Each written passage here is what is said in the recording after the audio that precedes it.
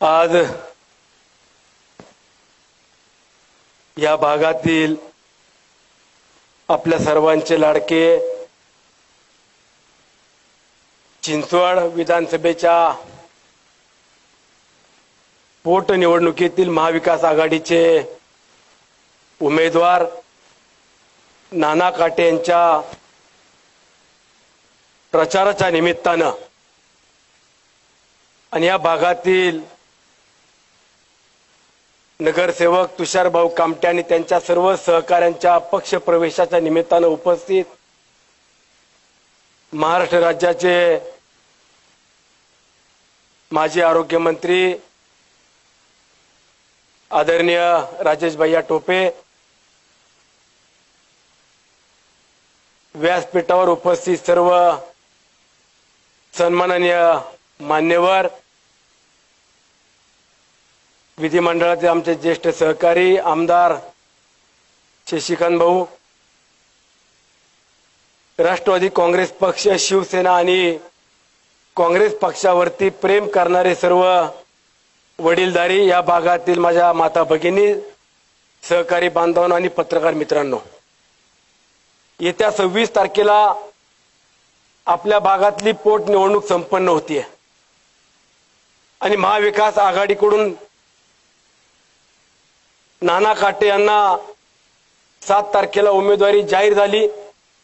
सकाळी साधारणतः 12 ते 1 च्या दरम्यान आपण महाविकास आघाडीकडून नाना काटेंचा फॉर्म भरला आणि निरीक्षक म्हणून माझ्यावरती पक्षाने देखील एका विश्वासाने जबाबदारी दिली की मावळ तालुक्यातील सुनील शेळके हा चिंचवड विधानसभेमध्ये लगतचा असलेला मतदारसंघ आणि या भागातील अनेक नागरिकांचा परिचय आहे, एका जबाबदारीने इथली धुरा सांभाळील आणि या जनतेच्या मनात काय आहे हे देखील समजून घेईल, इथल्या सर्व पक्षातील कार्यकर्त्यांना सहकार्यांना बरोबर घेईल आणि चिंचवड विधानसभेमध्ये राष्ट्रवादी काँग्रेस पक्ष आणि महाविकास आघाडीचा आमदार विजय करण्यामध्ये सर्वांचं योगदान लाभेल या विश्वासाने माझ्यावरती जबाबदारी पक्षश्रेष्ठीने दिली। निवडणुकीची रणधुमाळी सुरू होण्यापूर्वी राष्ट्रवादी काँग्रेस पक्षाकडूनच जवळपास 10 जण आपले इच्छुक होते आणि 2 व्यक्ती आपल्याकडे इतर पक्षातले देखील आपल्याकडे उमेदवारी मागत होते आणि ते उमेदवार देखील आपल्याला माहित आहे की नाना काटेंनी फॉर्म भरल्यानंतर त्यांनी देखील अपक्ष बंडखोर म्हणून फॉर्म भरला। फॉर्म भरण्यापूर्वीची सगळी इतंभूत माहिती इथल्या जनतेला मिळाली पाहिजे, सांगितली पाहिजे की आदल्या दिवशी रात्री 6 वाजेपर्यंत पहाटे 2 वाजेपर्यंत साधारणतः 6 तारखेला आम्ही पक्षातली सर्व वरिष्ठ मंडळी आणि जे जे इच्छुक आहेत त्या सर्वांना बरोबर घेतलं आणि सर्वांना विनंती दादा करत होते की आपण सर्वजण इच्छुक आहात, परंतु ही निवडणूक साधारणतः 1.5-2 वर्षाकरता अवघी आपली पोटनिवडणूक आहे, त्यानंतर येणारी महापालिका आहे आणि महापालिकेच्या निवडणुकीच्या अगोदरची ही पोटनिवडणूक अचानकपणे लागलेली आहे। आपली इच्छा आपण व्यक्त करताय, परंतु उमेदवारी आम्हाला कुणाला एकालाच देता येणार आहे। जो उमेदवार आम्ही महाविकास आघाडीकडून निश्चित करू,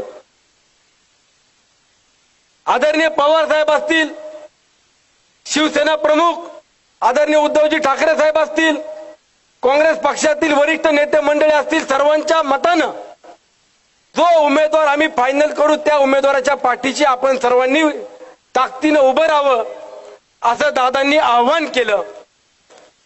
परंतु काही मंडळींनी बंडखोरी करायची ठरवली। काही झालं तरी आपल्याला बंडखोरी का होईना करायची आणि उभं राहायचंच।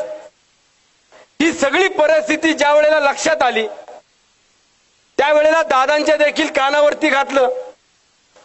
या शहरामध्ये प्रमुख असलेल्या पदाधिकाऱ्यांनी एकत्रितपणाने बसून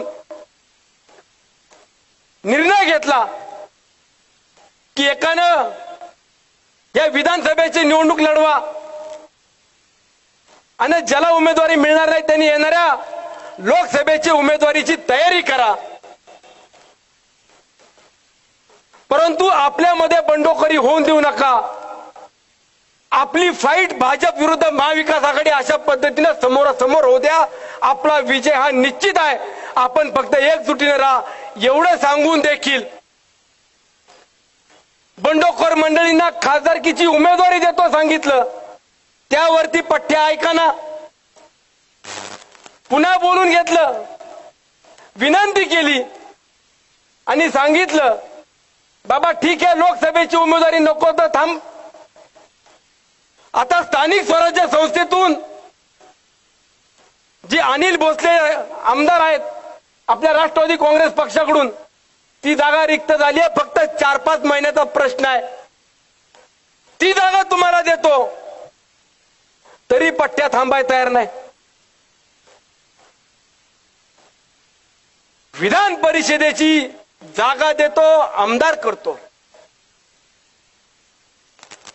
2024 पुढच्या वर्षी साधारणतः 1 वर्षामध्ये लोकसभेची निवडणूक होते, लोकसभेची उमेदवारी देतो, तरी थांबायला तयार नाही।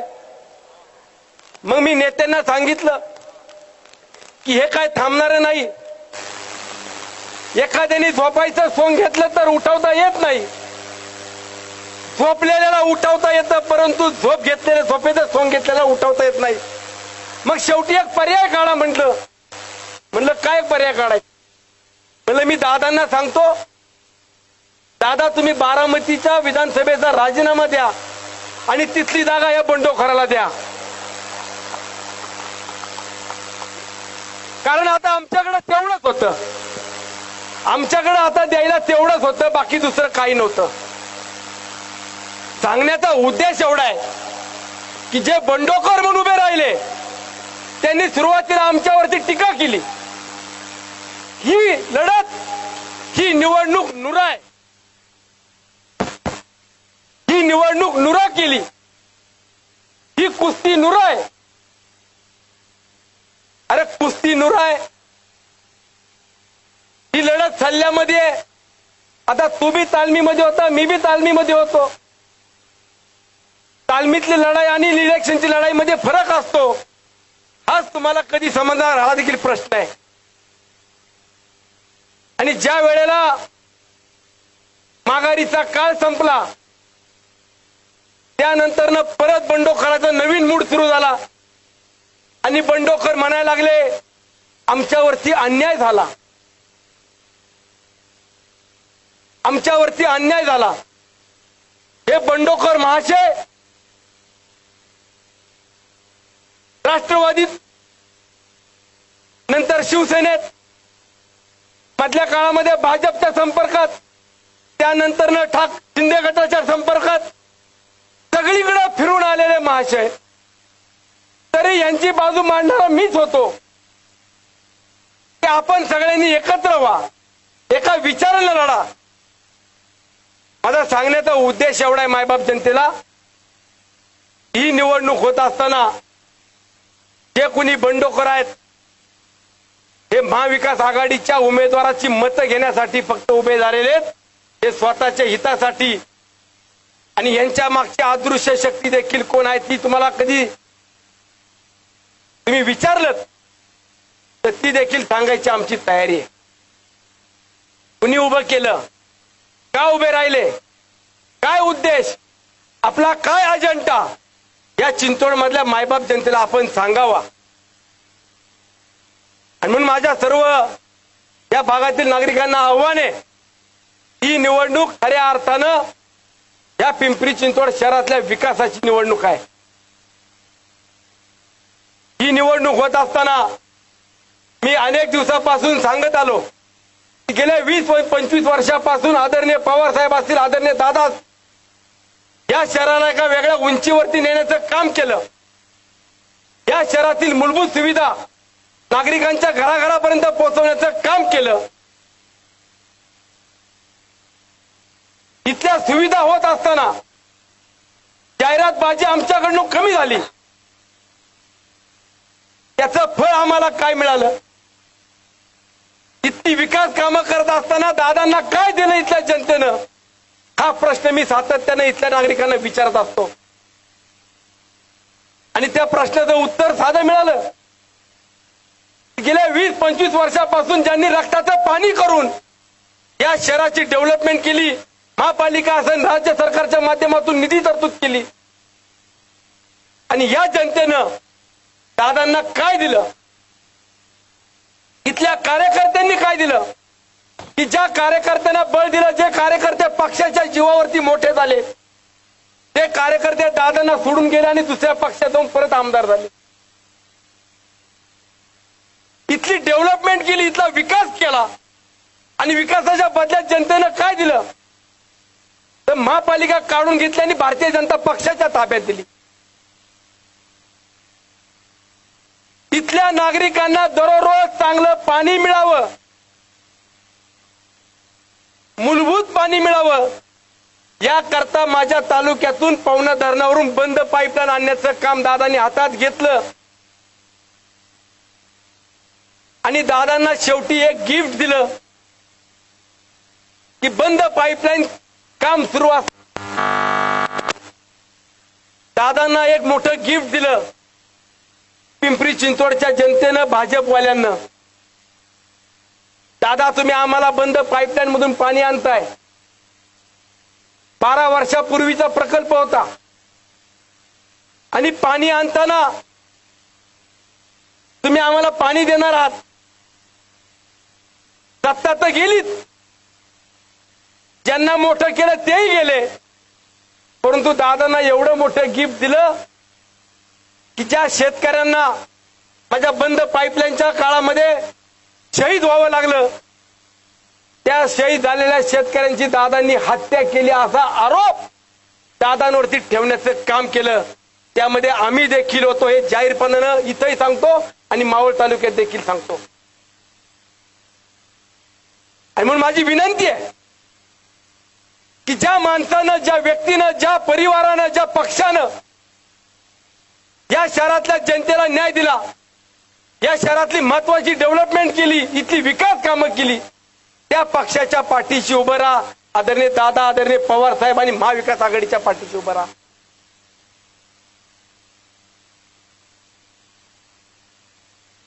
जेणेकरून येणाऱ्या काळामध्ये इथल्या मूलभूत सुविधा देखील मला अनेकदा नगरसेवकांनी, या भागातल्या नागरिकांनी सांगितल्या की आम्ही भाजपमध्ये असताना देखील आमची कामं जाणीवपूर्वक करत नव्हते. इथल्या नागरिकांचे प्रश्न सोडवण्याकरता आम्ही महापालिकेत मोर्चे नेले, तरी देखील आम्हाला कुठेही न्याय मिळाला नाही आणि या भावनेतून आम्ही आज निर्णय घेतोय. तुमच्या शेजारच्या तालुक्यातला सुनील शेळके सर्वांच्या परिचयात आहे, म्हणून तुम्हाला हात जोडून विनंती करतो, ही निवडणूक राष्ट्रवादी काँग्रेस पक्षाच्या अस्तित्वाची नाही, ही निवडणूक अजितदादांच्या अस्तित्वाची नाही, ही निवडणूक महाविकास आघाडीच्या अस्तित्वाची नाही. माझं तुम्हाला आव्हान आहे, ही निवडणूक या जनतेच्या स्वाभिमानाची, ही निवडणूक पिंपरी चिंचवडचा ज्यानं विकास केला त्या पवार साहेबांना आणि या दादांना गिफ्ट देण्याची ही निवडणूक आहे. आणि म्हणून तुम्हाला विनंती आहे, येणाऱ्या 2 तारखेला मतमोजणी होईल, त्यावेळेला संपूर्ण महाराष्ट्र देखील आपल्या या पिंपरी चिंचवडच्या नागरिकांकडे पाहणार आहे की चिंचवडच्या जनतेनं विकासाला साथ दिली का पैसे देणाऱ्या धनशक्तीला साथ दिली हे देखील पाहणार आहे. म्हणून तुम्हाला सर्वांना विनंती आहे की आपण कुठल्याही आमिषाला बळी पडू नका, कुठल्याही भूल थापांना बळी पडू नका आणि बंडखोराला तर बिलकुल थाराही देऊ नका. एवढी तुम्हाला विनंती करतो. आपल्या सर्वांची रजा घेतो. धन्यवाद.